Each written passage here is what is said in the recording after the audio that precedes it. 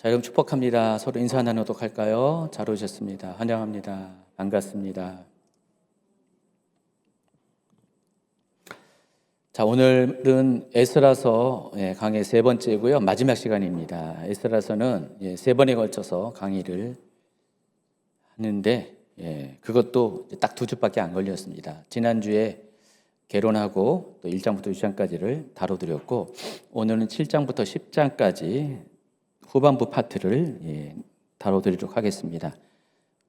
그래서 에스라서 강의는 2주 걸쳐서 끝나고, 다음 주에는 내년부터 시작되는 마태복음 강의를 시작하도록 하겠습니다.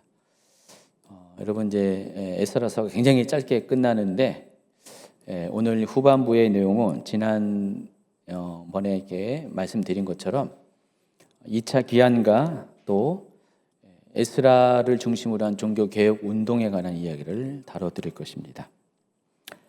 자, 그래서 첫 번째 다뤄드릴 것이 에스라의 귀환과 관련된 이야기를 소개해드리겠습니다. 자, 이 표에서 보는 것처럼 에스라서 1장에서 6장 사이는 제1차 귀환자 명단이 나옵니다. 자, 2장에 소개되고요. 또 후반부인 7장부터 10장까지는 제2차 포로 귀환자 명단이 8장에서 소개가 됩니다. 그리고 중심 내용은 에스라서 1장 6장에는 성전 재건과 관련된 이야기고, 스룹바벨을 중심으로 성전 재건이 있었고요. 또 후반부에는 종교개혁 운동과 관련돼서 에스라가 중심 인물이 되어서 이 부분을 감당합니다. 그래서 후반부가 시작되는 에스라서 7장은 그 종교개혁 운동을 주도하고 또 2차 기한 운동을 주도한 에스라를 소개하는 것부터 출발합니다. 에스라는 과연 누구일까? 여러분, 스룹바벨에 대해서는 크게 이야기를 하지 않았어요. 그렇죠? 앞서 1차 기한 운동과 성전 재건 운동의 중심 인물인 스룹바벨에 대해서는 크게 이야기하지 않았어요. 그런데 이 후반부의 중심 인물인 에스라에 대해서는 특별하게 관심을 가지고 이야기를 합니다. 자, 그 내용이 1절부터 6절까지에 나와 있습니다.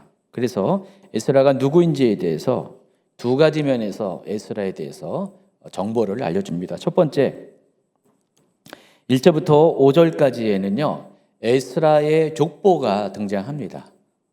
자, 에스라의 족보를 한번 볼까요? 이 일 후에 바사왕 아닥사스다가 왕이 있을 때 에스라라 한 자가 있으니라. 그는 스가랴의 아들이요 아샤랴의 손자요 힐기야의 증손이요 살룸의 현손이요 사독의 5대손이요 아이둡의 6대손이요 아마라의 7대손이요 아샤랴의 8대손이요 무라요의 9대손이요 스라히아의 10대손이요 우시엘의 11대손이요 붓기의 12대손이요 아비수아의 13대손이요 비느하스의 14대손이요 엘라살의 15대손이요 대제사장 아론의 16대 손이라. 여기 보면은 족보를 계수하는 것들이 점점 위로 올라갑니다. 누구의 몇 대손 해가지고 몇 대손의 숫자는 커지는데, 내용적으로 보면은 점점 위로 올라가서 결국은 에스라가 누구의 후손입니까? 아론의 후손입니다. 아론의 16대 손이라고 소개를 하고 있습니다. 그래서 에스라는 아론의 반차를 따라서 운명적으로 제사장으로 태어납니다. 제사장 가문에서 계속해서 제사장직을 세습해서 에스라도 역시 제사장이었어요. 에스라의 이름의 뜻이 여호와께서 도우셨다라는 뜻인데, 히브리어 아샤라의 축약형입니다. 자, 보시면은 아사라의 이름이 그의 조상의 이름 가운데 나와 있어요. 1절에 보니까 그는 스라야의 아들이요 아사랴의 손자요. 그러니까 에스라라는 이름이 아사랴라는 이름이에요. 같은 이름입니다. 그래서 지금 에스라는 할아버지의 이름을 가지고 왔습니다. 이어서 6절에는요 에스라에 대해서 또 다른 정보를 알려줍니다. 읽어주세요. 이 에스라가 바벨론에서 올라왔으니 그는 이스라엘의 하나님 여호와께서 주신 모세 율법에 익숙한 학자로서 그의 하나님 여호와의 도우심을 입음으로 왕에게 구하는 것은 다 받는 자이더니. 여기 보면은 흠정역에서는 이 학자라는 단어를 서기관이라고 번역을 했습니다. 다르게 번역을 했죠. 그래서 특별히 모세의 율법에 능통한 서기관이라고 했어요. 에스라의 또 다른 포지션이 서기관이었다. 모세의 율법을 연구하고 가르치는 서기관이었다라는 것을 알 수가 있습니다. 그러니까 제사장인과 동시에 서기관이었어요. 율법 학자였습니다. 특별히 에스라가 개인적으로 뭐 성경을 연구하고 율법을 연구하는 그런 사람이 아니라 에스라는 뒤에서 보면은요 공적인 직분을 가지고 이 역할을 감당했습니다. 앞서 이제 제가 이제 개론에서 설명한 것처럼 페르시아는 바빌론과는 전혀 다른 그 이방인 정책을 폈습니다. 그래서 페르시아는 각 민족들의 문화와 전통과 종교까지도 각각 고유한 것들을 할 수 있도록 장려하는, 건면하는 그런 정책을 폈습니다. 굉장히 포용력이 넓은 나라였습니다. 그래서 다른 나라들은 늘 언제나 반란이 있었고 막 그랬잖아요. 그렇지만은 페르시아는 그런 것들이 상당히 적었어요. 왜냐면은 각 민족마다 자치적으로 자신들의 삶을 살 수가 있었기 때문에 굳이 억압을 당하지 않는 이상 굳이 반란을 일으킬 필요가 없잖아요. 그래서 그런 정책이 페르시아 왕국의 제국의 그런 전통적인 이민족 지배 정책이었습니다. 그래서 이 페르시아 제국 내에는 각 민족마다 종교마다 그들의 고유한 것들을 연구하고 또 장려할 수 있는 포지션들이 페르시아 제국의 그 직제 안에 그 관리 안에 그런 사람을 뒀어요. 페르시아 제국과 여호와 종교와 상관이 없잖아요. 근데 페르시아 왕국에서는 그것도 페르시아의 정책 안에서 정부 그 체제 안에서 허용을 했고 또 관리를 감독을 했다는 것입니다. 그래서 에스라가 포지션이 어떤 거였냐면은 그 페르시아 왕정 안에서 그 유대교 이들은 유대교를 부를 거 아니에요. 그 유대교에 속한 것들을 관리 감독하는 그런 사람이었습니다. 그래서 여기 서기관으로 번역한 히브리어의 소페르라는 단어가 대부분 다른 성경에 보면요 정부에 소속된 서기관을 지칭할 때 사용하는 단어입니다. 특별히 다윗 왕국의 경우에 보면은 이 서기관들이 직제 가운데 중간중간에 소개되는데 전부 다 소페르라는 단어를 사용했습니다. 그리고 또 6절 후반부부터 7절 계속 쭉 이어지는 내용들을 보면은 에스라가 아닥사스다 왕과 굉장히 의미 있는 관계를 가지고 있었습니다. 그러니까 7절 이하에 보면은 아닥사스다 왕이 조소를 내리는데 앞서서 이제 고레스가 칙령을 내린 거 1장 1절에서 소개했죠. 근데 여기서도 이제 아닥사스다 왕이 칙령을 내립니다. 똑같이 조서를 내리는데 그 조서를 받는 사람이 1차 수신자가 에스라였어요. 그리고 2차 수신자가 그 내용을 조서의 내용을 도와줄 수 있는 각 지방에 있는 페르시아 관리들이었습니다. 그러다 보니까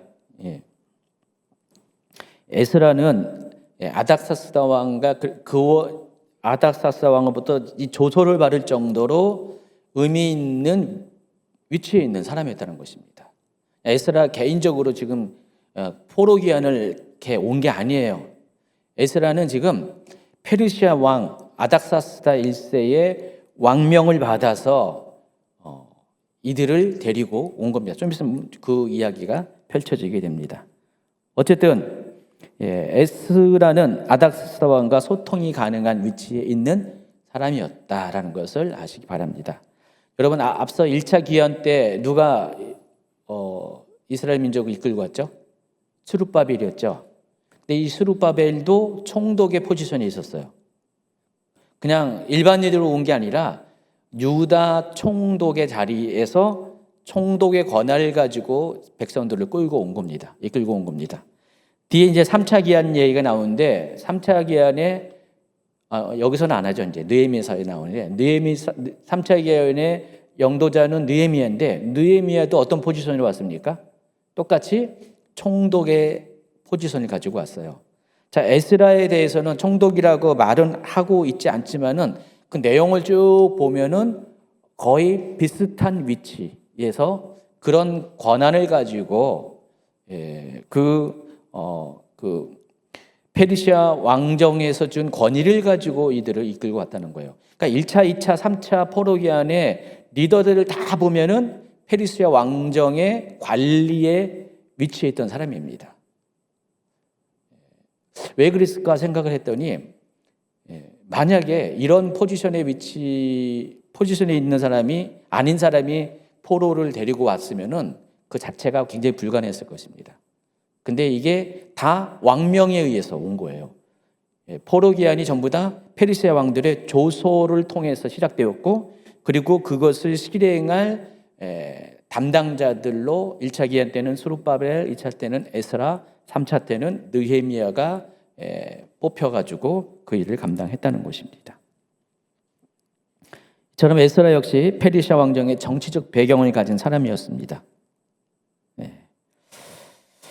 자, 에스라서에서 7장 1절부터 6절까지 에스라가 누구인가를 소개했잖아요. 5절까지는 에스라가 바로 그 아론의 16대 손 제사장이다. 그리고 6절에서는 에스라는 모세 율법한 서기관인데 그 서기관은 그냥 학자를 임하는 것이 아니라 페르시아 왕정에 소속된 유대와 관련된 그런 미국 같은 데 큰 나라는요, 자기 내정만 있는 게 아니라 무슨 아시아 담당 무슨 차관보 동아시아 담당 차관보 이런 식으로 있잖아요. 한국 과장 이런 식 있잖아요. 그와 같은 역할을 감당한 사람이었습니다. 그래서 그 에스라가 이스라엘 귀환자들을 이끌 리더로서 영적으로 또 정치적으로 자질을 갖춘 사람인 것을 나타내 보이고자 1절부터 6절까지의 내용을 기록했다는 것을 아시기 바랍니다. 한편 1절에서는 일 후에라는 단어를 사용했잖아요. 근데 이 단어를 잘 보면은 마치 1차 기한과 2차 기한 사이에 어떤 시간 간격이 없이 바로바로 이어진 것처럼 보이잖아요. 그렇죠? 앞서 이제 있었던 일은 1차 기한이 있었고 성전을 재건하는 일이 있었잖아요. 성전 재건이 언제 끝납니까? 성전 재건이 언제 끝나요? 516년에 끝났어요. 생각 안 나시죠? 네. 516년에 그러니까 공사를 시작한 지 20년 만에 중간에 16년 동안은 공사가 중단되었고 나머지 4년 몇 개월 동안 공사가 재개되어서 결국 20년 만에 공사가 끝나는데 그때가 516년이에요. 그리고 제2차 포로 기한이 458년이에요. 그래서 이 앞전에 바로 이 일이라는 것은 성전 재건이거든요. 그 성전 재건이 있은 다음에 지금 에스라 이야기가 펼쳐지는데 무려 시간 간격이 58년의 시간차가 생깁니다. 근데 여기서는 마치 그것이 연속으로 이어진 것처럼 표현을 하는데 그 중간에 특별한 일이 없었기 때문에 이와 같은 단어를 사용한 겁니다. 그렇지만 분명한 것은 이 58년이라는 것은 짧으면은 2세대가 이 기간 안에 지나갈 것이고 또 약간 길면은 한 세대. 그래서 한두 세대의 시간 간격이 여기에 있었다는 사실을 아시기 바랍니다. 참고로 1차 포로 기한과의 사이를 보면은 약 70년의 시간 간격이 있습니다. 그것을 2일 후에라고 소개를 한 거예요. 이걸 통해서 이제 여러분이 아셔야 될 것은 하나님께서는 이스라엘이 바벨론 유수라는 그 징계를 벗어난 다음에 이스라엘의 다음 계획은 이스라엘을 회복시키는 거예요. 포로에서 돌아오게 하고 성전을 재건하게 하고 또 예루살렘 성읍을 다시 일으키는 게 하나님의 뜻입니다. 하나님의 계획이고 섭리입니다. 그런데 하나님은 계속해서 이 일을 중단 없이 결코 멈추지 않고 진행하고 있다는 것을 나타내 보여주기 위해서 2일 후에라는 단어를 사용했다는 것입니다. 그리고 이 기간 사이에 1차 포로 기간과 2차 포로 기간 사이에 어떤 사건이 벌어지냐? 바로 에스더서의 사건이 벌어진 겁니다. 그러니까 에스더서는 요 중간 시간 안에 페르시아 제국 내에서 일어난 사건이에요. 그래서 2차 기한이 도전받은 어떤 계기가 되는 게 또 에스더서의 사건이라는 것은 아시기 바랍니다. 그러니까 1차 기한을 했고 성전이 재건됐음에도 불구하고 이스라엘은 회복이 아직 덜 됐어요. 여전히 포로들은 대다수의 포로들은 남아 있었고요. 아직 고향 땅으로 돌아가지 않고 일부만 돌아간 거예요. 1차 기한 때. 그럼 남은 자들이 거기서 고통을 당하고 있었어요. 근데 하나님은 어떻게 했어요? 하나님의 뜻은 돌아가는 거잖아요. 이스라엘 땅으로 돌아가는 건데 그 돌아감이 계속해서 진행되지 않고 멈춰 있으니까 하나님께서 에스더 사건을 통해서 이스라엘 민족으로 하여금 각성시킨 겁니다. 각성시켜서 우리가 하나님의 뜻이 다시 돌아가는 게 하나님의 계획이고 섭리였기 때문에 그 돌아가는 것에 대해서 다시 각성시켜서 그것 결과 이 에스라가 두 번째 그룹을 이끌고 58년 만에 2차 기한을 하게 된다는 것입니다. 자, 그래서 에스라는 아닥사스다 1세의 제7년째인 BC 458년 첫째 달 초하루 이 에스라서에서는 전부 다 앞서 다니엘서도 마찬가지지만 전부 다 종교력을 사용했어요. 종교력은 1월이 언제입니까? 봄 시즌, 바로 아비벌, 6월절이 들어가 있는 게 1월입니다. 모든 날짜는 전부 다 종교력을 사용했습니다. 민간력인 가을절기부터 시작하는 달력을 사용하지 않고 6개월 앞서 진행되는 그 종교력을 사용했어요. 그래서 이 첫째 달은 BC 458년 첫째 달은 아비벌을 말합니다. 그때 1월 1일, 아비벌 1일에 그러니까 태양력으로 3, 4월의 경에 출발을 해서 정확하게 4개월 동안의 여정 끝에 5개월째가 되는 아부월, 여기 이건 아부월이에요. 아까는 아비벌이고요. 아부월 1일에 마침내 예루살렘에 도착합니다. 자, 그 이야기가 7절부터 9절까지 나와 있습니다. 아닥사스다 왕 제7년에 이스라엘 자손과 제사장들과 레위 사람들과 노래하는 자들과 문지기들과 느디딤 사람들 중에 몇 사람이 예루살렘으로 올라올 때 이 에스라가 올라왔으니 왕의 제7년 다섯째 달이라. 첫째 달 초하루에 바벨론에서 길을 떠났고 하나님의 선한 손에 도우심을 입어 다섯째 달 초하루에 예루살렘에 이르니라. 자, 그래서 에스라의 여정, 2차 기한의 여정이 그림으로 이렇게 나와 있습니다.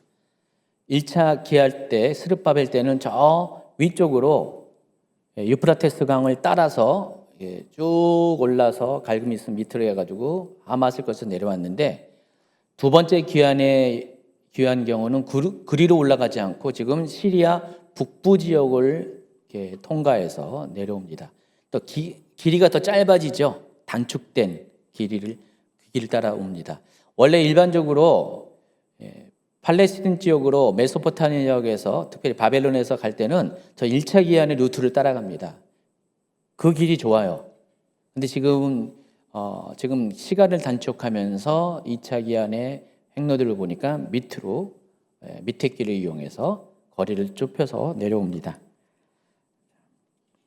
근데 4개월 동안 걸렸죠. 꽤 걸렸죠. 여기가 2,400km 정도예요. 지금 이스라엘의 기한 루트를 보니까 2,400km. 2,400km를 한번 따져볼까요? 하루에 한 40km를 걸을 수 있겠죠? 10시간 정도 걷는다. 1시간에 4km. 그럼 하루에 40km. 그러면은 며칠 걸릴까요? 3, 8이 24 하면은 80일 정도 걸리죠. 80일이면은 안식일 날 빼고 등등 하면은 그래서 좀 석 달 한 열흘 이 정도 걸리겠죠. 근데 40일 동안 걸렸다. 4개월 걸렸다. 그러면은 한 20일 정도가 더 소요가 된 거예요. 그럼 그러면 행군 속도가 한 30km 정도 될 것 같아요. 하루에 30km 정도. 그래서 그 정도면은 상당히 느린 걸음이죠. 네, 그럴 수밖에 없는 게 많은 이삿짐을 갖고 내려와요. 이따 이제 소개하겠지만은 이삿짐을 갖고 오고 또 여러 가지 성전 기물 등등 뭐 여러 가지 또 예물들도 갖고 오고 거기엔 또 어린아이들도 있고요. 그러니까 여기 보니까 또 사람들을 이렇게 모으는 과정도 있어요. 뭐 등등 해가지고 보니까 4개월이 걸렸습니다. 긴 시간. 요즘 같으면은 뭐 여기서 여기 오려면은 뭐 그냥 며칠이면 그냥 오잖아요. 짐은 그냥 트럭에 실어서 보내고, 그리고 사람들은 그냥 비행기 타고 아니면 버스 타고 딱 오면은 한 일주일 아니면 올 수가 있는 거리인데 4개월 걸려서 4개월. 계절이 바뀌었어요. 봄에 출발해가지고 5개월 뒤니까 여름 지나서 거의 여름, 늦여름, 여름 한참 여름 때에 도착을 하게 됩니다.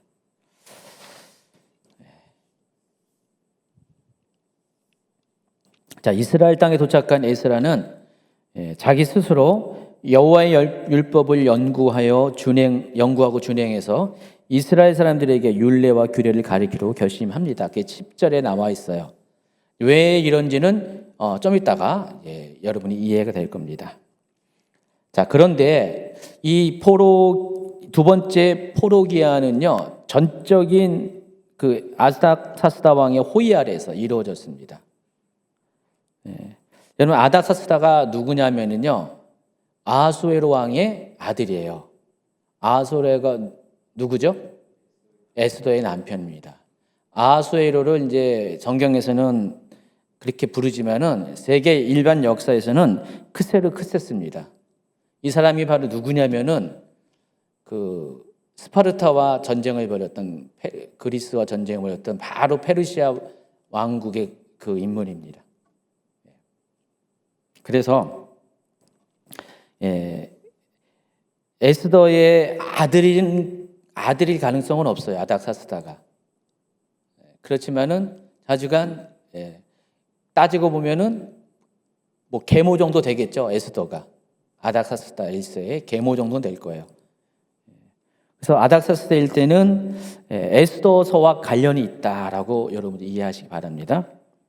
왕의 후계자예요. 자, 근데 이 아닥사스다 1세가 왜 이렇게 좀 있으면 이제 어느 정도 호의를 베풀어준지를 소개할 건데 굉장한 호의를 베풀었을까 생각해 봤더니 다른 것이 아니라 에스더서의 사건을 아닥사스다는 경험을 한 거예요. 아니면 들었거나 어떤 일이 유대인과 관련돼서 어떤 일이 있었던 것을 알게 됐어요. 모르드게의 이야기도 들었을 거고요. 또 왕비 에스더에 대한 이야기도 듣고 유대인에 대한 생각이 어땠을까요? 좋았죠. 긍정적이고 친밀했고 호의적이었을 것입니다. 그 결과 이 아닥사스다는요 2차 귀환과 3차 귀환의 백그라운드가 돼줍니다. 정치적인 배경이 돼줘요. 강력한 후원자가 되어서 에스라도 보냈고요. 친히 조서를 내려서 에스라도 보냈고 또 느헤미야도 3차 귀환의 영도자로 세워서 보냅니다. 어쨌든 이 아닥사스다 1세는 유대인들에 대해서 굉장히 잘해준 인물이에요. 고레스는요 그냥 칙령 하나 내렸을 정도인데 이 아닥사스다 1세는 칙령 수준이 아니라 아주 전폭적인 지원을 해줍니다.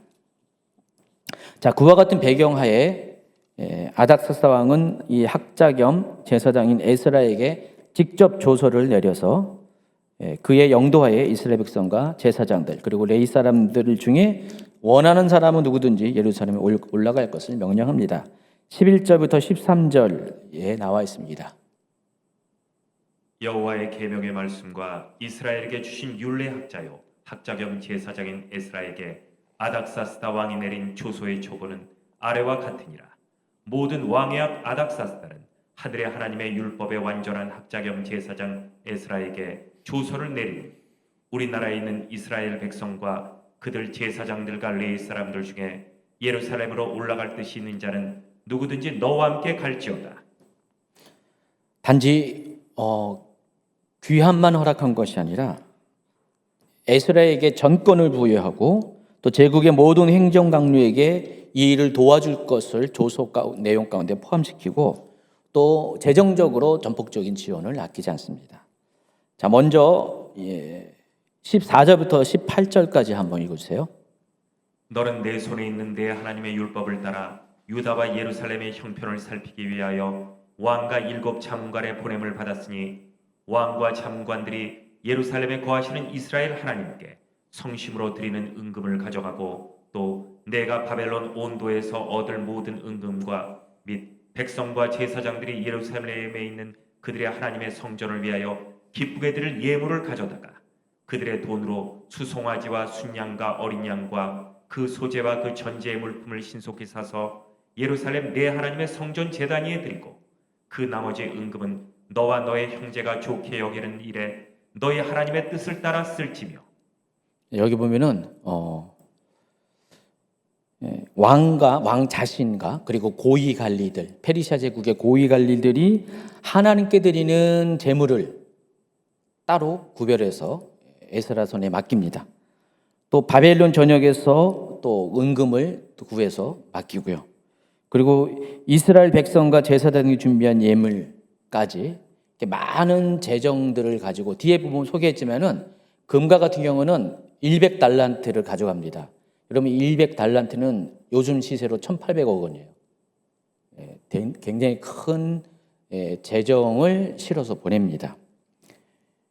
이미 성전이 지어졌지만은 그 성전에 드릴 예물로 왕이 보내는 예물입니다. 왕이 친히 보내는 예물, 또 페르시아 제국의 고위 관리들이 보내는 예물까지 다 해서 이렇게 보냅니다.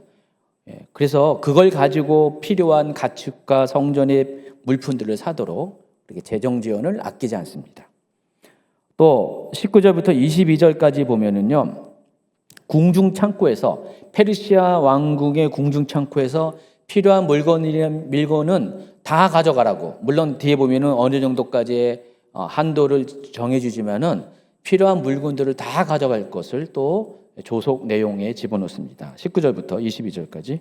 내 하나님의 성전에서 섬긴 일을 위하여 내게 준 그릇은 예루살렘 하나님 앞에 드리고 그 외에도 내 하나님의 성전에 쓰일 것이 있어서 내가 드리고자 하거든 무엇이든지 공중 창고에서 내다가 드릴지니라.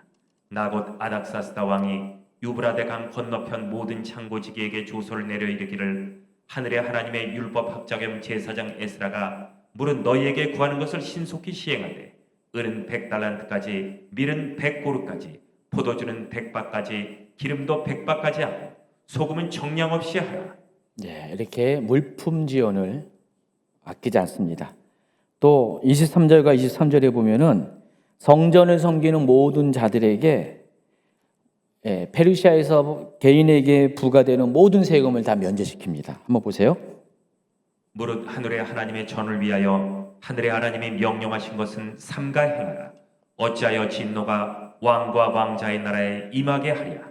내가 너희에게 이르노니 제사장들이나 레위 사람들이나 노래하는 자들이나 문지기들이나 느디님 사람들이나 혹 하나님의 성전에서 일하는 자들에게 조공과 관세와 통행세를 받는 것이 옳지 않으니라 하였노라. 성전에서 일하는 사람은 문지기일지라도, 이 느디딤이라는 사람은 나중에 이제 소개하겠지만은 가장 허드렛 일을 하는 사람입니다. 그런 사람일지라도 그 성전에서 일하는 것 자체로 인해서 모든 세금을 면제시킵니다. 파격적인 대우죠. 또 에스라에게는요, 예루살렘에서 백성을 재판한 사법가까지 부여를 합니다.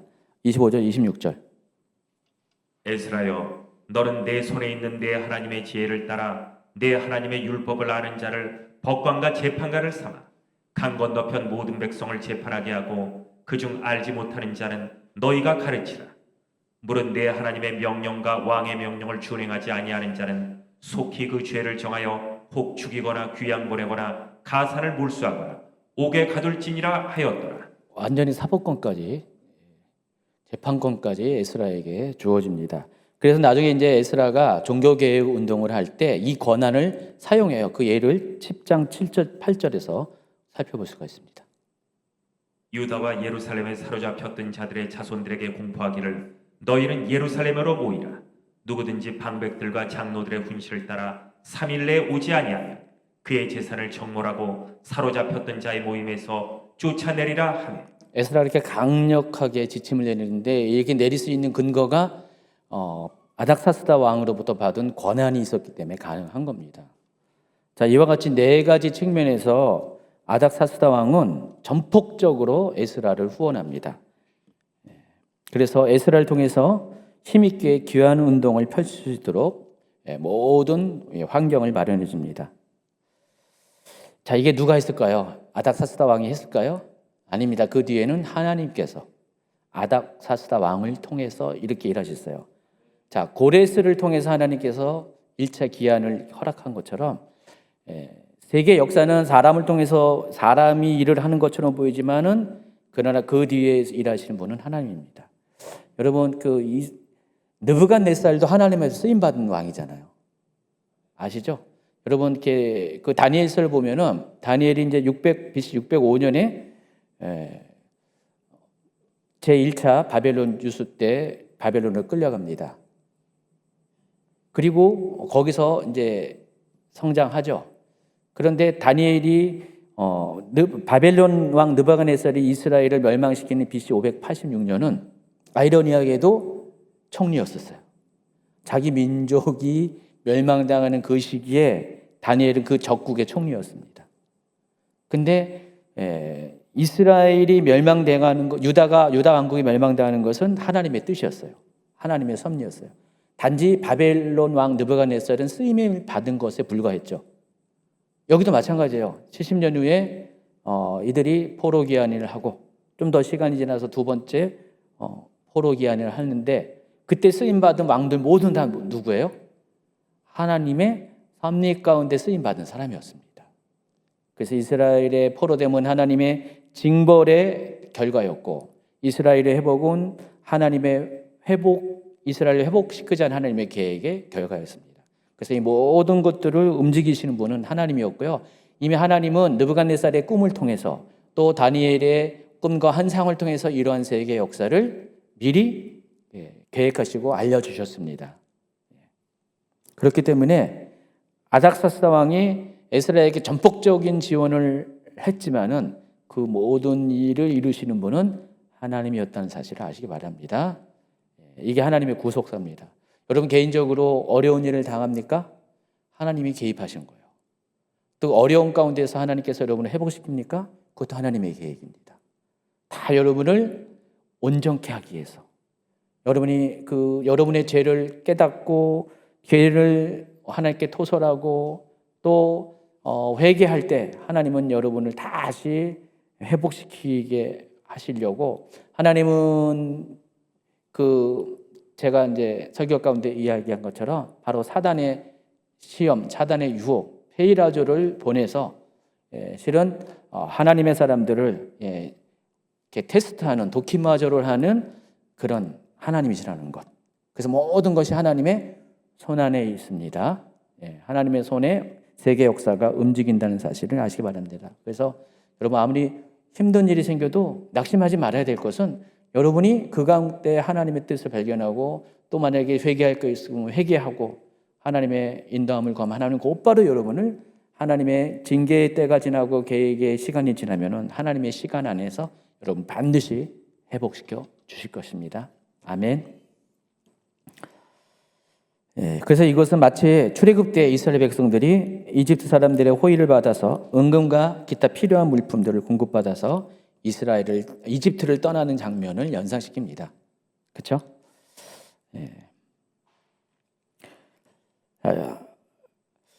이와 같은 상황 가운데 에스라는요 27절과 28절에 이와 같은 일을 행하신 하나님을 찬양합니다. 이렇게 찬양합니다. 우리 조상들의 하나님 여호와를 송축할지로다. 그가 왕의 마음에 예루살렘 여호와의 성전을 아름답게 한 뜻을 두시고 또 나로 왕과 그의 보좌관들 앞에 왕의 권세 있는 모든 방백의 앞에서 은혜를 얻게 하셨도다. 내 하나님 여호와의 손이 내 위에 있으므로 내가 힘을 얻어 이스라엘 중에 우두머리들을 모아 나와 함께 올라오게 하였노라. 자, 보시면 에스라가 이것을 정확하게 알고 있었죠. 이 모든 것이 하나님의 섭리였다라는 것을, 하나님 손에 의해서 이런 것들이 이루어졌다는 것을 명확하게 알고 그와 같이 행하신 하나님을 송축하는 장면이 27절과 28절에 나옵니다. 자, 7장은 이제 마치고 이제 8장으로 넘어가면은 본격적인 제2차 포로 기한에 대한 이야기가 나옵니다. 자, 그 전에 8장 초반부에는요, 제2차 귀환자 명단이 나옵니다. 여기에는요, 가문별로 귀환자 수가 소개되는데, 앞서 1차 기한 때도 마찬가지지만은 이스라엘 12지파의 가문이 소개되는 게 아닙니다. 왜냐면은 이때만 해도 끌려간 사람들, 바벨론에 끌려간 사람들의 대다수는 유다 왕국에 있었던 사람입니다. 유다 왕국에는 주로 세 지파가 있었어요. 유다 지파, 베냐민 지파, 그리고 레위 지파입니다. 물론 나머지 10지파들이 북이스라엘 왕국 출신의 사람들도 일부 있었어요. 그러나 주는 거의 대다수는 이 세 개 지파의 사람들이었습니다. 그러다 보니까 1차 기한자 명단에도 그렇고 2차 기한자 명단에도 이스라엘의 12지파별로 명단이 소개되는 것이 아니라 대부분 유력한 가문별 족보가 기록이 되어 있습니다. 뭔 말인지 이해하시겠죠?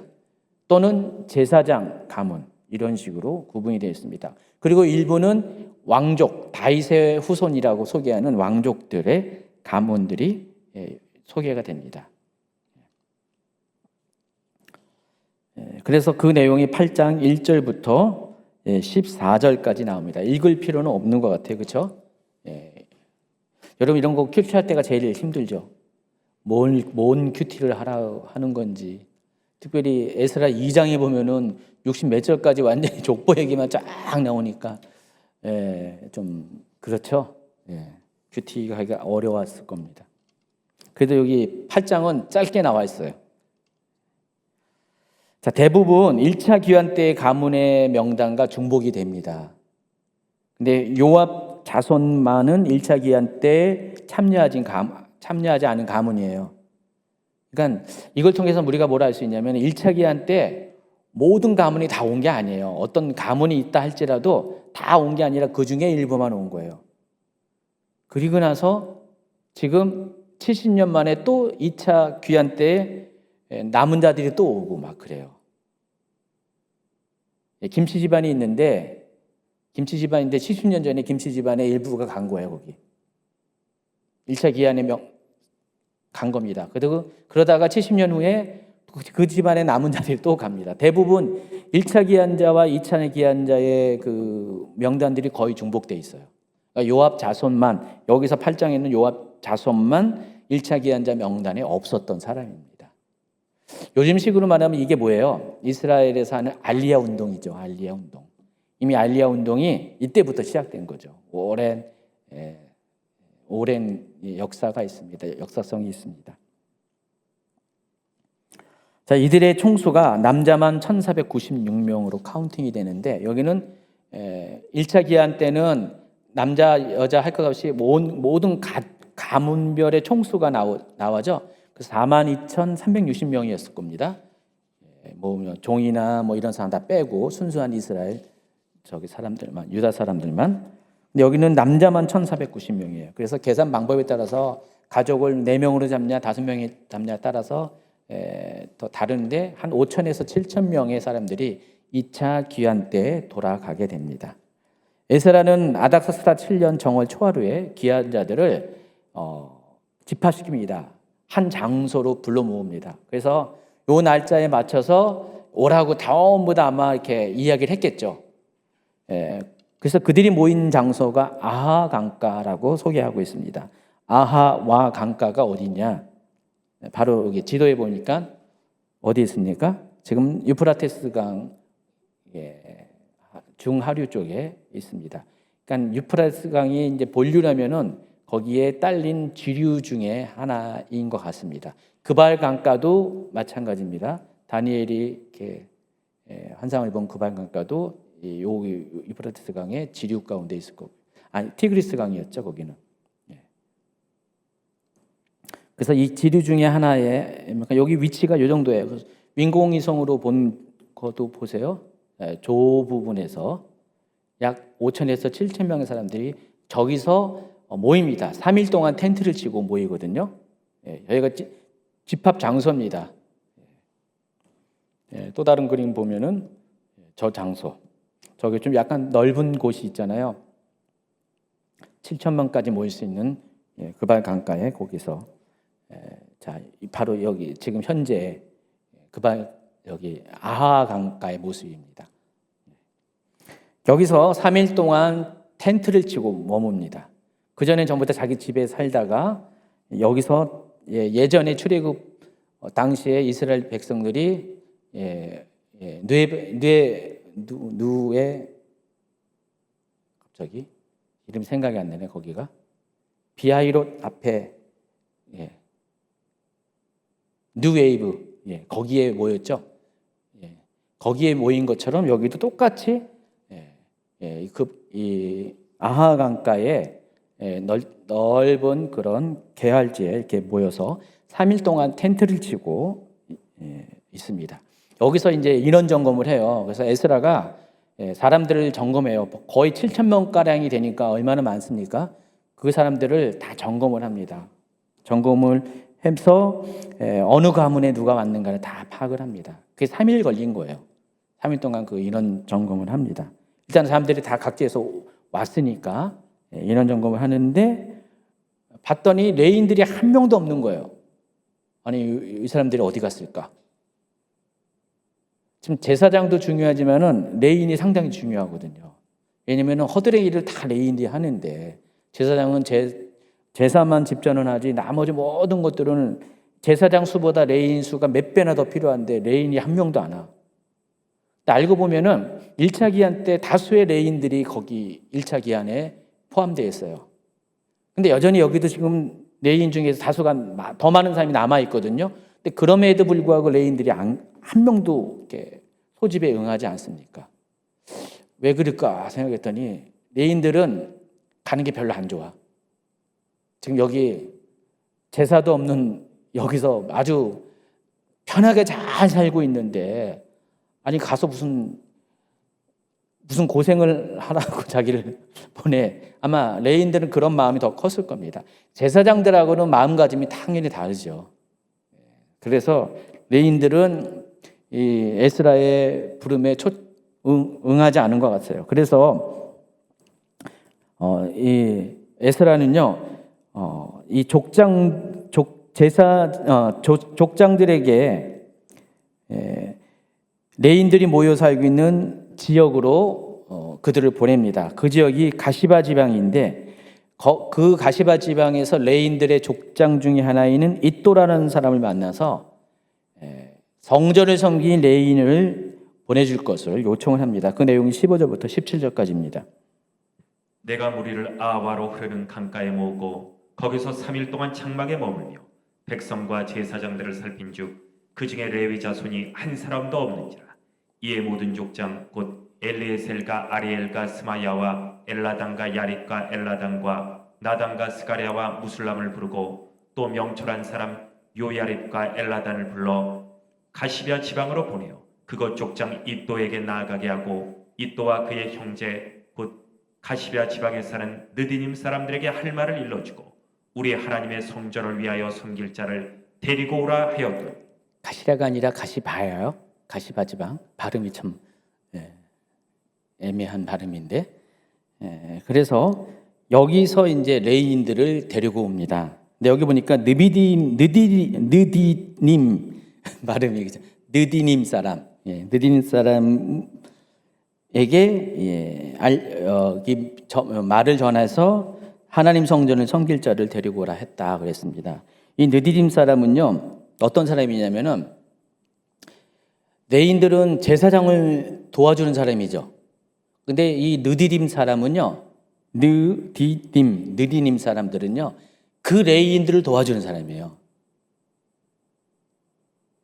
제사장이 이제 만약에 왕정에서 무슨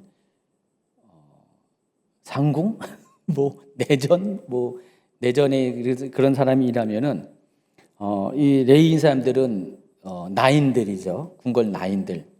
그러면은 이 느디님 사람들은요 무술이 그 정도 레벨이 달라요. 예. 그래서 다윗 시대 때 이 느디림 제도가 있어가지고 느디림이라는 사람들을 지명해서 레인들을 도와줄 것을 허드레니를 도와줄 것을 지정해놓는데 그 전통에 따라서 지금 이 느디림 사람들을 불러 모았습니다. 뒤에 보니까 그 사람들이 220명이 이제 뽑혀갑니다. 20절에 나와 있죠. 220명의 느디딤 사람들을 성전 일꾼으로 데려갑니다. 자, 이런 식으로 해서 이 일을 파악하는데 시간이 좀 걸렸던 것 같아요. 그래서 다 이렇게 인원이 세팅이 되니까 드디어 이제 출발 준비를 합니다. 그래서 모든 기한 준비가 마치면서 에스라는요, 이 아하강가에 모인 사람들에게 금식을 선포합니다. 그리고 스스로 겸비해서 평탄한 길을 주실 것을 간구하는 내용의 기도를 올립니다. 21절부터 23절입니다. 그때 내가 아와 강가에서 금식을 선포하고 우리 하나님 앞에서 스스로 겸비하여 우리와 우리 어린 아이와 모든 소유를 위하여 평탄한 길을 그에게 간구하였으니 이는 우리가 전에 왕에게 아뢰기를 우리의 하나님의 손은 자기를 찾는 모든 자에게 선을 베푸시고 자기를 배반하는 모든 자에게는 권능과 진노를 내리신다 하였으므로 길에서 적군을 막고 우리를 도울 보병과 마병을 왕에게 구하기를 부끄러워하였습니다. 그러므로 우리가 이를 위하여 금식하며 우리 하나님께 간구하였더니 그의 응낙하심을 입었느니라. 아까 말씀드린 것처럼 아하강가에서 예루살렘까지는 2,400km의 먼 길입니다. 정상적으로 걸어도 석 달이 걸리는 그런 길이죠. 석 달이 걸리는 길인데 그 길 가운데 아마 그들을 노리는 대적들도 있을 것이고 또 도둑제들도 많이 있을 것입니다. 지금 느린 속도로 온갖 이삿짐을 전부 다 달구지 같은데 소달구지, 낙타, 나귀 달구지에다 다 밀고 그냥 애들은 쫄망쫄망하게 쫓아가고요. 지금 그런 상태예요. 그러니까 약 7,000명의 사람들이 그런 식으로 이삿짐을 잔뜩 싣고 행렬을 하고 있습니다. 게다가 여기는 뭐가 있냐면은 성전을 섬기기 위한 예물들이 아주 귀한 예물들이 아까 말씀드린 것처럼 금 100달란트 1,800억 원. 그 많은 귀한 여기 보물 같은 것들이 함께 갑니까? 소문이 들렸을까 안 들렸을까요? 아마 다 들렸을 것입니다. 페르시아 제국에 내노라하는 그 도둑들 때 다 들렸을 겁니다. 그래서 그들이 이걸 노리는 거예요. 그러니까 예스라가 이것을 분명히 알 것이고 걱정이 엄청 될 겁니다. 군사가 있는 것도 아니고 전부 다 뭐예요? 제사장들과 레인들 그런 사람들인데 군대가 있는 것도 아니고 그래서 에스라가 고민을 했어요. 그러면 아닥사스다 왕에게 부탁해가지고 호위 군대를 좀 보내달랄까? 라고 생각을 했어요. 잠시 생각을 했는데 이것은 자신의 하나님을 믿는 그 믿음에 보면은 부끄러운 믿음이라고 생각을 했어요. 그래서 결단을 합니다. 그런 건 하지 않겠다.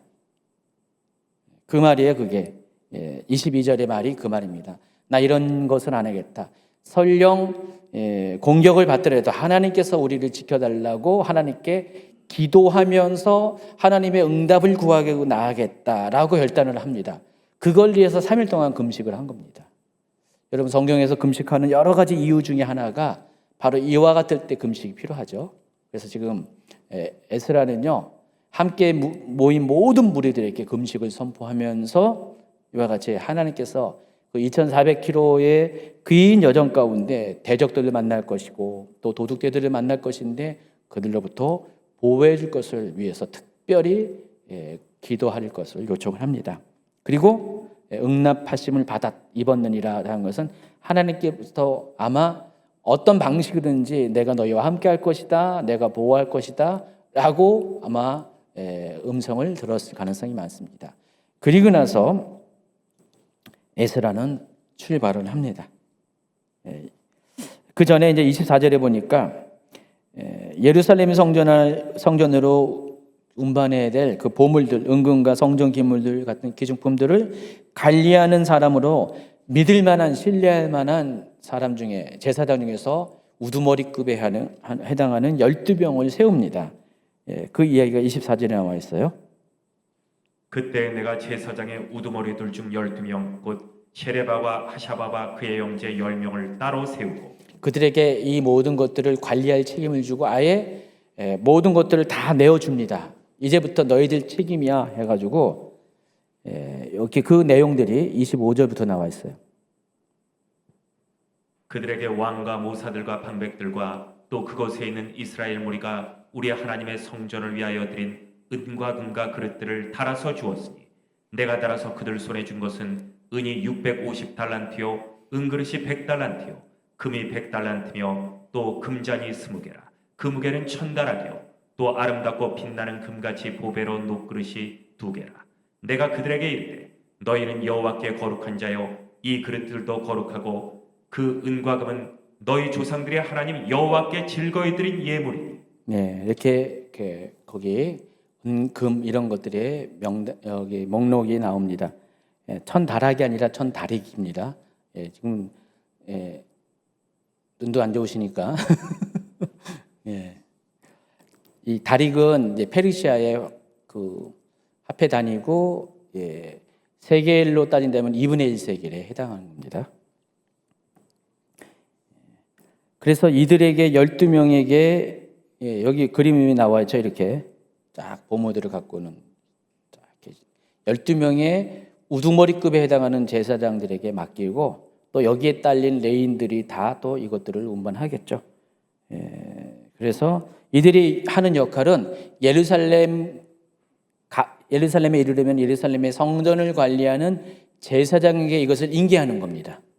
이게 역할이에요. 뒤에 보면은 인계하는 장면이 나옵니다. 드디어 이제 2차 기한자들이 길을 떠납니다. 4개월의 시간이 소요됩니다. 실제로 여정 가운데 대적과 길에 매복한 도적들을 만나기도 합니다. 8장 31절. 첫째 달 12일에 우리가 아와 강을 떠나 예루살렘으로 갈새 우리 하나님의 손이 우리를 도우사 대적과 길에 매복한 자의 손에서 건지신지라. 실제로 그런 사건이 벌어졌다는 거예요. 근데 그때마다 하나님께서 이들이 결단하고 금식하면서 기도한 대로 이들을 보호해 주셨습니다. 예루살렘에 도착한 일행은 3일 동안 그동안 4개월 동안의 여정의 피로를 쉬면서 잠시 거기 머뭅니다. 그리고 제4일째 되는 날 이 12명의 아까 임명된 구별된 이 제사장들이 이동해왔던 모든 그런 물건들을 전부 다 그 예루살렘 성전의 제사장들에게 넘깁니다. 3명의 사람들에게 입회하에 이것을 넘깁니다. 그 내용이 32절부터 34절까지 나와 있고요. 그리고 이어서 기한자들은 하나님 앞에 번제를 드립니다. 12마리의 숫송아지, 96마리의 순양, 77마리의 어린 양, 또 12마리의 순염소를 가지고 제물을 준비해서 하나님께 번제를 드립니다. 아마 이들이 굉장히 감격했을 거예요. 예루살렘 성전에서 지금 번제를 드리는 거예요. 난생 처음 이 번제를 드릴 때 얼마나 감격했을까요? 이런 것들이 표현은 안 되어 있지만은 아마 그랬을 가능성이 많습니다. 또 마지막으로 에스라는요 아닥사스다 왕의 조서를 주변의 총독들에게 주어서 그들의 도움을 받게 됩니다. 36절. 무리가 또 왕의 조서를 왕의 총독들과 유브라데강 건너편 총독들에게 넘겨주매 그들이 백성과 하나님의 성전을 도왔느니라. 네. 자, 이제 2차 포로 기한의 역사가 여기서 종결됩니다. 이제 8장이 여기서 끝나고요. 이제 9장으로 넘어옵니다. 자, 예루살렘에 도착한 에스라는요. 그곳 방백들로부터 예루살렘의 상황을 정리하게 됩니다. 근데 너무나 안 좋은 이야기가 들려왔습니다. 이스라엘 백성들이 율법에 그만 이방 사람들과 통혼을 하고 심지어 제사장과 레위인들조차도 그와 같은 일을 서슴없이 행하고 있다는 얘기를 듣게 됩니다.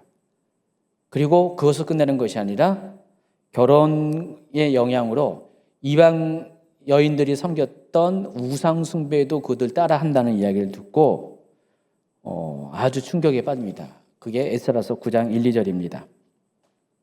일 후에 방백들이 내게 나와 이르되 이스라엘 백성과 제사장들과 레위 사람들이 이 땅 백성들에게서 떠나지 아니하고 가나안 사람들과 헷 사람들과 브릿 사람들과 여부스 사람들과 암몬 사람들과 모압 사람들과 애굽 사람들과 아모리 사람들의 가증한 일을 행하여 그들의 딸을 맞이하여 아내와 며느리로 삼아 거룩한 자손이 그 지방 사람들과 서로 섞이게 하는데 방백들과 고관들이 이 죄에 더욱 으뜸이 되었다 하는지라.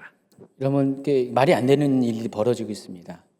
자, 1차 기한 때 스룹바벨에서 1차 기한 때 그 고생을 했잖아요. 고생을 하면서 성전을 결국은 지어냈잖아요. 수많은 반대에 물리치고 16년 동안 성전 공사가 중단됐지만 마침내 20년 만에 성전이 완공됐어요. 얼마나 감격스러운 겁니다. 근데 그 2차 기한 전까지 그 58년의 이 공백 기간 동안에 사람들의 그런 마음가짐과 태도와 생활이 다 바뀌어버렸어요.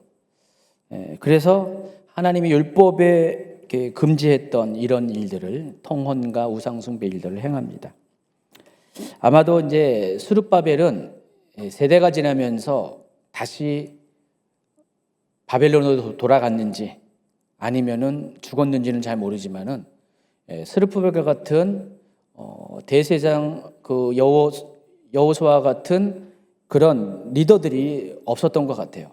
그러니까 리더십의 부재가 있었던 것 같아요. 그래서 시간이 갈수록 백성들이 어떻게 되냐? 자기들이 옳은 대로 행동을 합니다. 심지어 제사장들조차 본을 보여야 될 제사장들조차 백성의 리더급에 해당하는 방백들조차도 기간이 해이해졌습니다. 그래서 그들이 먼저 나서서 이방 여인들과의 통혼은 시작되고요. 또 우상숭배도 같이 하게 됩니다. 자, 이 소식을 지금 에스라가 들은 거예요. 에스라는 나름대로 큰 기대를 하고 왔을 거예요. 그렇죠? 드디어 이제 자기가 예루살렘으로 간다. 성전에서 예배를 드린다. 그 땅은 정말 모든 것이 회복되었을 것이고 또 영적인 분위기를 엄청 기대하고 왔는데 웬일 왔더니 완전히 사람들이 영적으로 타락하고 문제가 있고 하나님을 배반하는 일들이 벌어지니까 너무나 기가 막혔어요. 9장 3절을 보세요. 내가 이 일을 듣고 속옷과 겉옷을 찢고 머리털과 수염을 뜯으며 기가 막혀 앉으니 너무 기가 막혀가지고요. 여기 보시면은 속옷과 겉옷을 찢었다 그랬어요. 이 사람이 에스라예요. 완전히 무슨 갑자기 아까 38번 보여주고 40번 보였어요. 38번 슬라이드. 저렇게 오른쪽에 단정했던 에스라가 40번 여기 완전히 무슨 여기 미친 사람처럼 저렇게 행색을 보이고 있습니다. 노숙자보다 더 심하죠. 보통 여러분 이게 이스라엘에서 애통의 애곡의 표시로 뭐 합니까? 회개의 표시로 옷을 찢는다고 했죠. 보통 겉옷을 찢어요. 겉옷. 근데 에스라는요. 겉옷 갖고는 안 돼. 속옷까지 찢어버립니다. 그리고 머리털과 수염까지 뜯습니다. 머리털을 막 뜯어요. 빡빡 뜯고 수염까지 막 뜯는 거. 얼마나 따가운 게 문제가 아니야 지금. 너무나 기가 막혀가지고요. 여기 표현이 있잖아요. 기가 막혀서 앉아있다 그랬습니다. 이 같은 에스라의 모습을 아까 보세요. 40번 사람들이 막 보고 있습니다. 지금 40번 슬라이드 보세요. 웬 미친놈 이렇게 본 게 아니라 이 모습을 보면서 사람들이 두려움을 갖습니다. 에스라가 누굽니까? 아닥사스다 왕의 친히 조서를 내려가지고 파송시킨 2차 기한자의 무리를 이끌고 온 뛰어난 인물이잖아요. 지도력을 가진 사람이 갑자기 이와 같은 행동을 하니까 두려움을 느낍니다. 하나님 말씀에 대한 두려움을 느껴서 하나님 말씀에 대한 두려움을 느낀 자들이 하나둘 에스라에게 모여듭니다. 4절. 이에 이스라엘의 하나님의 말씀으로 말미암아 떠는 자가 사로잡혔던 이 사람들의 죄 때문에 다 내게로 모여오더라. 내가 저녁 제사 드릴 때까지 기가 막혀 앉았더니 한동안 반나절인지 한나절인지 모르지만은 에스라는 저런 모습을 가지고 회개하면서 이렇게 계속해서 기가 막힌 채로 앉아 있습니다. 그리고 저녁 제사 드릴 때 근심 중에서 일어나서 저 모습 그대로 하나님께 손을 들고 기도를 하게 됩니다. 자, 그 내용이 50번 슬라이드에 있습니다. 50번 슬라이드. 저렇게 저 모습을 가지고 기도를 하고 있습니다. 그 내용이, 기도 내용이 6절부터 나와 있습니다. 자, 6절에 보면은요, 이스라엘의 자손에 대한 죄를 고백합니다. 6절, 7절. 말하기를 나의 하나님이여, 내가 부끄럽고 낯이 뜨거워서 감히 나의 하나님을 향하여 얼굴을 들지 못하오니 이는 우리의 죄악이 많아 정수리에 넘치고 우리의 허물이 커서 하늘에 미침이니이다. 우리 조상들의 때로부터 오늘까지 우리의 죄가 심하매 우리의 죄악으로 말미암아 우리와 우리 왕들과 우리 제사장들을 여러 나라 왕들의 손에 넘기사 칼에 죽으며 사로잡히며 노략을 당하며 얼굴을 부끄럽게 하시니 오늘날과 같으니이다. 이어서 8절과 9절에는 지금까지 베풀어 주신 하나님의 선하심에 대한 고백이 있습니다. 이제 우리 하나님 여호와께서 우리에게 잠시 동안 은혜를 베푸사 얼마를 남겨두어 피하게 하신 우리를 그 거룩한 처소에 박힌 목과 같게 하시고 우리 하나님이 우리 눈을 밝히사 우리가 종노릇하는 중에서 조금 소생하게 하셨나이다. 우리가 비록 노예가 되었사오나 우리 하나님이 우리를 그 종살이하는 중에 버려두지 아니하시고 바사 왕들 앞에서 우리가 불쌍히 여김을 입고 소생하여 우리 하나님의 성전을 세우게 하시며 그 무너진 것을 수리하게 하시며 유다와 예루살렘에서 우리에게 울타리를 주셨나이다. 이어서 10절부터 12절까지는 바로 그 이스라엘 백성들이 지은 죄에 대해서 고백을 합니다.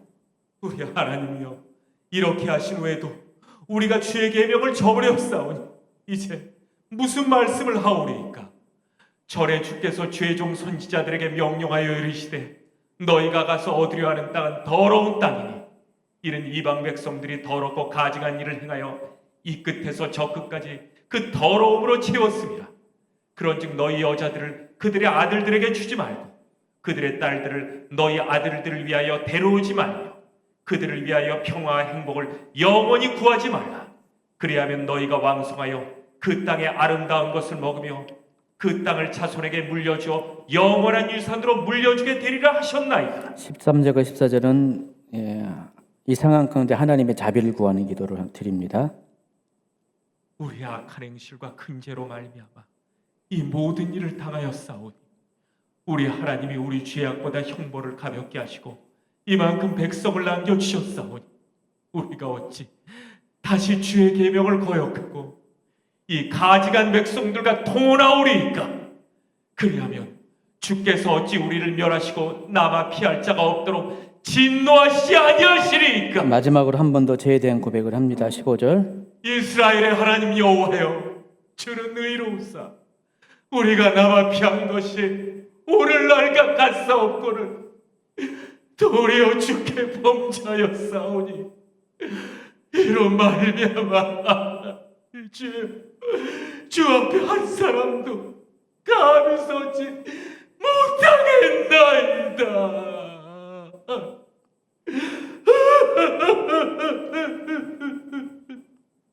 하니라. 저렇게 이제 통에 자복하면서 웁니다. 근데 저기 자세히 보면은요, 에스라가 누구에게 같이 기도하자, 너도 회개해 하지 않고요, 혼자 먼저 나와서 그냥 자기 혼자서 백성들의 죄를 끌어안고 이렇게 회개하면서 하나님의 자비를 구하면서 기도를 합니다. 자, 10장으로 넘어갑니다. 자, 이 모습을 백성들이 봅니다. 1절이요. 에스라가 하나님의 성전 앞에 엎드려 울며 기도하여 죄를 자복할 때 마른 백성이 크게 통곡하며 이스라엘 중에서 백성의 남녀와 어린아이의 큰 무리가 그 앞에 모인지라. 51번 슬라이드. 자, 50번. 이렇게 에스라가 저렇게 옷을 다 찢고 머리 쥐어뜯고 수염 뜯으면서 이렇게 막 이렇게 통곡하면서 기도하니까 이 모습을 지금 사람들이 보고 있는 거예요. 에스라가 사람들에게 뭐라고 한 것도 아닌데 이 모습을 보니까 어떻게 해요? 찔리죠. 양심 있으면 찔리죠. 사람들이 막 와서 에스라가 이렇게 통곡하면서 기도하는 것을 보면서 이들 또한 마음이 녹아지게 됩니다. 그래서 그 모인 사람들 중에 한 사람 스가냐가 에스라에게 말합니다. 백성들에게 하나님의 율법대로 이방인 아내와 그들의 소생을 내보내 줄 것을 에스라가 말해 달라고 요청을 합니다. 그리고 에스라는 자신이 그 일을 감당할 것을 맹세합니다. 10장 2절부터 5절까지.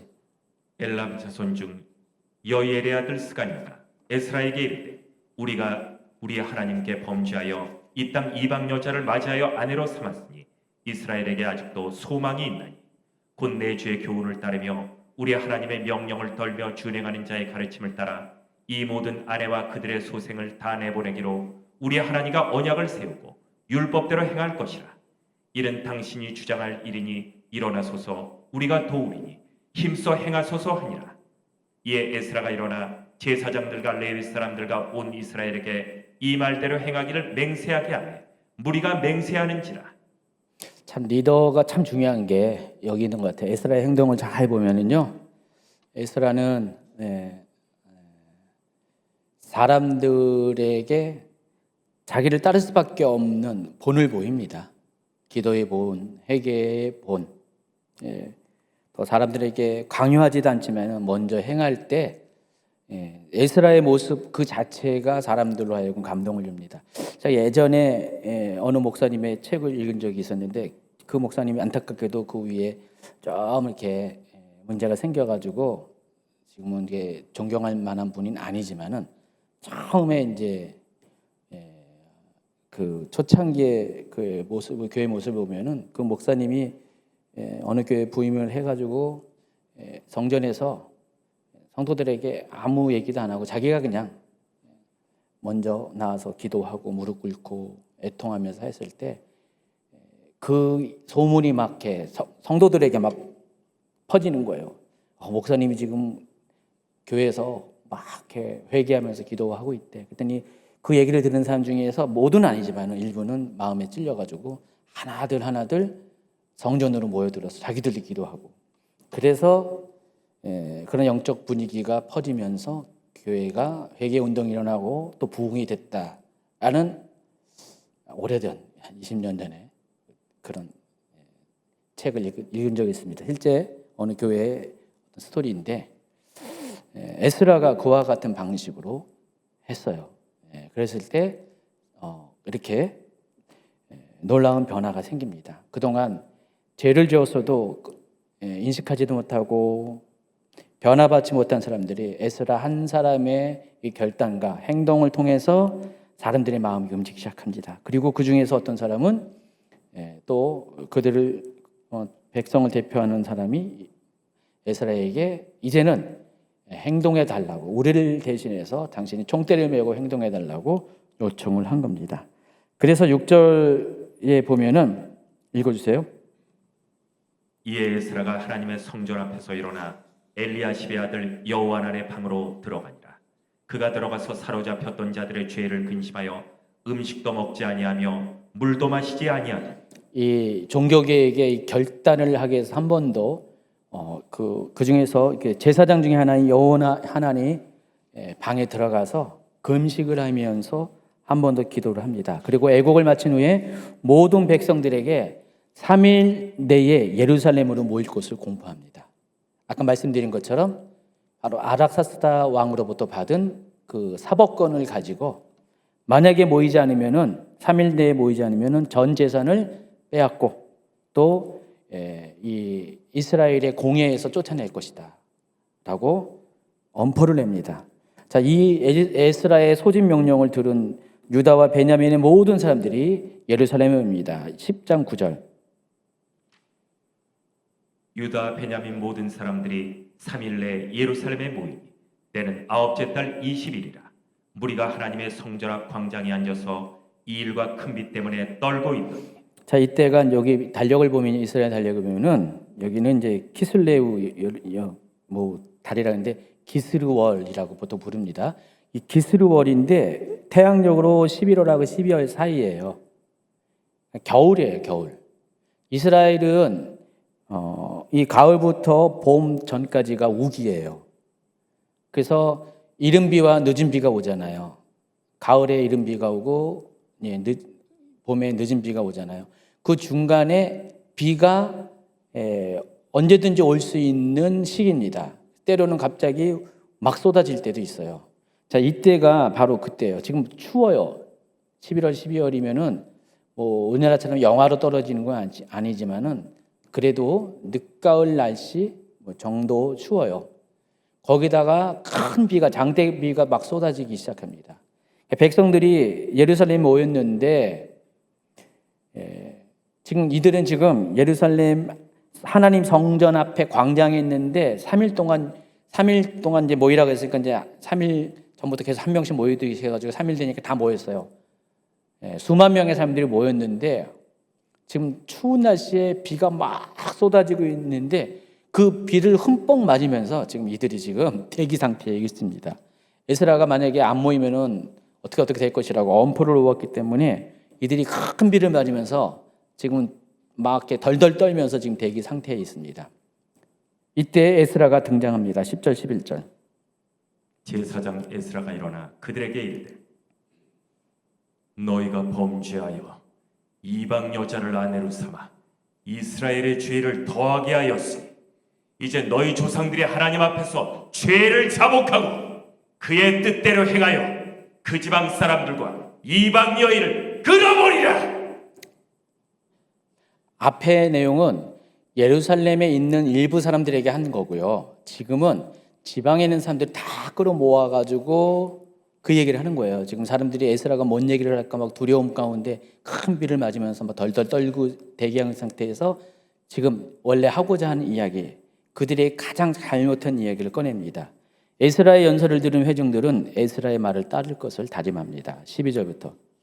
모든 회중이 큰 소리로 대답하여 이르되 당신의 말씀대로 우리가 마땅히 행할 것이니이다. 그러나 백성이 많고 또 큰 비가 내리는 때니 능히 밖에 서지 못할 것이요 우리가 이 일로 크게 범죄하였은즉 하루 이틀에 할 일이 아니오니 이제 온 회중을 위하여 우리의 방백들을 세우고 우리 모든 성읍에 이방 여자에게 장가든 자는 다 기한에 갖고 올 장로들과 재판장과 함께 오게 하여 이 일로 인한 우리 하나님의 진노가 우리에게서 떠나게 하소서 하나. 네, 그래서 이들은 곧바로 반응합니다. 에스라의 한마디 외침을 듣고 곧바로 반응해서 그들이 지금까지 행했던 모든 것들을 철회할 것을 다짐을 합니다. 그래서 여러분, 에스라 한 사람이 어떻게 결단을 하나님 앞에 쓰고 어떻게 결단을 하냐에 따라서 이스라엘 민족 전체가 그동안 오랜 시간 동안 당연한 듯이 했던 그런 죄에서 순식간에 돌이키는 일이 발생합니다. 그래서 이것을 종교개혁이라고도 볼 수가 있고요. 신앙 부흥운동이라고 볼 수가 있습니다. 물론 15절에 보니까 일부 사람들은 반대합니다. 항상 그런 사람 있죠. 아마 자기가 그랬든지 아니면은 또 자기 가까운 가족이 그랬든지 했기 때문에 이 일에 반대합니다. 그러나 대부분의 사람들은 이 일에 찬성해서 에스라에게 권한을 부어줍니다. 그래서 에스라는요, 종족을 따라서 족장들 중에 몇 사람을 선임해서 2개월 동안 조사를 합니다. 각 종족별로, 가문별로 어떤 사람이 이방 여인과 결혼하는지, 아내를 맞은지 명단을 조사하게 합니다. 그랬더니 명단이 18절부터 쭉 나옵니다. 네, 제일 먼저 소개하는 명단이 대제사장 가문, 또 제사장 가문, 레인 가문 합쳐봤더니 대제사장 가문에서 4명, 제사장 가문에서 13명, 레인 중에서 10명, 총 27명이 이방 여인과 통혼을 한 것이 딱 드러나게 됩니다. 그랬더니 이제 대제사장의 가문의 사람들은 즉각적으로 회개를 하고요, 아내들을 내보낼 것을 다짐합니다. 그리고 자신의 잘못에 대해서 속건제물을 드립니다. 여러분, 속죄제와 속건제물이 다르다는 거 아시죠? 속죄제는 자기가 어쩔 수 없이 지은 죄, 무의식 중에 지은 죄, 그러니까 의도가 들어가지 않은 죄에 대해서 속죄하기 위해서 드리는 제물이라면, 속건제는 의도하고 지은 죄, 알면서 지은 죄에 대한 거예요. 그러니까 이 사람들 지금 속죄제가 아니라 속건제를 드리는 이유가 바로 자기들의 죄가 이렇다는 것을 인지했고 회개하는 의미에서 이렇게 하는 겁니다. 그래서 그 내용이 18절이고 20절 이하에는 제사장들과 레위네 중에서 그렇게 이방 여인과 통혼한 사람들의 명단이 나오고요. 그리고 25절부터 44절까지는 일반 백성들 가운데 이방 여인을 아내로 맞이한 사람들에 대해서 명단이 쭉 나옵니다. 그래서 이 명단을 쭉 봤더니 모두 113명의 명단이 나옵니다. 더 있을 수도 있는데 모르겠어요. 현재 이 에스라 10장에서는 113명의 명단이 쭉 나옵니다. 그리고 결국은 이들은 어떻게 했을까요? 자기 아내들과 이혼을 합니다. 이혼 법정을 세우는 거예요. 제사장 앞에 다 세워서 정식으로 이혼을 해서 심지어 자녀들까지도 다 내보냅니다. 여러분 이제 이스라엘 역사 가운데 뭐 이방 여인과 결혼한 사람이 있어요. 많이 있어요. 그렇죠? 여러분 뭐 룻기 같은 경우도 보세요. 모압 여인과 결혼을 했잖아요. 그렇죠? 여러 보면은 이스라엘 안에 성경 역사 가운데 이방 여인과 결혼한 사람이 없는 건 아니에요. 근데 하나님은 그걸 다 용납했는데 그런 사람 것 용납했는데 왜 여기서는 왜 그렇게 했을까? 물론 그런 특별한 경우 외에 하나님은 일반적으로는 통혼을 금지했어요. 근데 그럼에도 불구하고 어떤 예도 주시고 또 그런 것들을 이렇게 긍휼로 이렇게 용납을 하셨는데 여기 이렇게 강력하게 하셨을까요? 왜 그랬을까? 하는 생각을 해봅니다. 왜 하나님이 이렇게 잔인하게 인간적으로 보면은 결혼한 건 어쩔 수 없으니까 좀 놔두지 이제부터 결혼하지 못하게 하면 되지라고 인간적으로 생각할 수도 있잖아요. 아, 애까지 낳는데 어떻게 애까지 쫓아보냅니까? 라고 말할 수도 있잖아요. 그런데 이렇게 강력한 조치를 취하는 이유가 있습니다. 이스라엘 역사가 증명하는 것이 이 공동체 안에서 이와 같은 이방 여인과의 통혼은 무슨 문제를 일으키냐면은 곧바로 우상 숭배와 연결됩니다. 여러분 솔로몬이 왜 문제가 됐습니까? 솔로몬의 통치 전반기는 아주 위대한 왕이었는데 후반기로 갈수록 솔로몬이 왜 문제가 됐습니까? 정략 결혼에 의해서 너무나 많은 그 이방 여인들을 아내로 맞이하면서 그 여인들을 위해서 신전을 지어주고요. 이방 신전을 지어주고 자기도 거기에 따라가면서 결국은 이스라엘이 그 솔로몬의 죄로 인해서 그 아들에 대해 그 다윗 왕궁이 분열이 됐잖아요. 그래서 우상 숭배는 그 민족 공동체를 망가뜨리고 징계를 받게 하는 가장 우선적인 잘못입니다. 가장 나쁜 잘못이에요. 그래서 하나님은 이것을 너무나 잘 알기 때문에 이 에스라를 통해서 그것에 아예 그 씨부터 전부 다 제거할 것을, 만약에 그 씨를 놔두면 계속 자라서 이스라엘 공동체는 이미 그 우상 숭배 때문에 포로로 잡혀가서 그 고생을 하고 70년 만에 다시 돌아오게 하고 성전을 짓게 하고 또 70년 만에 2차 기한제를 보냈는데 이들도 보내면 뭡니까? 다시 회복하면 뭡니까? 또 다시 하나님의 징계를 받을 수밖에 없는 그런 잘못을 저지르기 때문에 이렇게 단호하게 하나님은 죄악의 씨를 제거하는 조치를 하도록 명령을 한 겁니다. 자, 에스라서는 이러한 내용을 담고 있습니다. 성전 회복으로부터 시작해서 먼저는 포로 귀환으로부터 시작해서 성전 회복, 그리고 최종적으로는 종교 개혁까지 다루는 게 에스라서입니다. 느헤미야의 스토리도 비슷해요. 그래서 이 포로로 귀환한 것이 다 끝난 것이 아니라는 것을 아셔야 돼요. 하나님이 여러분의 인생 가운데 어떤 무언가의 포로가 되게 했을 거 아니에요. 재정의 포로가 되게 했고, 건강의 포로가 되게, 관계가 포로되게 해가지고 너무나 고통스러워서 하나님한테 막 기도를 하고, 하나님 이 시간들을 건져주세요, 나를 회복시켜 주세요라고 해서 하나님이 여러분의 기도를 들고 하나님의 긍휼의 하심에 해서 여러분을 회복시켜 줬어요. 여러분 그때부터 잘 살아요? 하나님 뜻대로 살아요? 그렇지 않습니다. 얼마 안 가서 여러분 또다시 죄지을 짓을 행동하게 됩니다. 한 세대가 지나면 다 그렇게 돼요. 그러다 보니까 하나님께서 이와 같이 에스라서를 통해서 깨닫게 합니다. 여러분이 하나님이 회복시켜 주시면 회복을 끝난 것이 아니라 그때부터는 여러분이 해야 될 몫이 있어요. 하나님의 회복을 유지할 수 있도록 여러분의 죄에 다시는 과거처럼 죄의 포로가 되지 않도록 여러분 자신을 지켜내야 된다는 것입니다. 혹 이미 들어온 죄가 있으면 이렇게 가감하게 인륜을 끊어서라도 버려야 됩니다. 정말 끊고 싶지 않은 거, 버리고 싶지 않은 그 죄, 너무 아까운 죄, 이거 너무 아까워, 이런 것들조차도 하나님이 완전히 제거하기를 명하신 것입니다.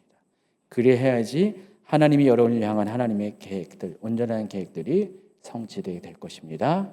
아멘. 자, 우리 주임제교회도 지금 어려운 시간들을 통과해가지고 하나님이 많은 것들을 회복시키고 지금 많은 감동스러운 간증들이 막 쏟아져 나오고 있잖아요, 그렇죠? 여러분, 지금은 여러분이 마음이 그럴 거예요. 근데 한 달만 지나보세요. 몇 달만 지나보세요. 또 여러분 속에 또 불평, 불만, 또 이런 것들이 스물스물 올라와 가지고요. 또 공동체의 누룩처럼 그렇게 공동체를 깨트리는 일들이 벌어질 수도 있습니다. 여러분, 혹시라도 그런 것들이 다시 스물스물 들으면 올라오면은 과감하게 짓밟아버리세요. 싹을 확 짓밟아버리세요. 발로 싹이 나오면은 확 짓밟아버리세요. 뿌리까지도 그냥 팍팍 파가지고 전부 다 뽑아버리세요. 다시는 여러분 안에 하나님이 싫어하는 것들에 대한 것들이 올라오지 않도록 이렇게 강력한 종교 계획을 여러분 자신부터 실행하시기를 예수님으로 부탁하며 권면합니다.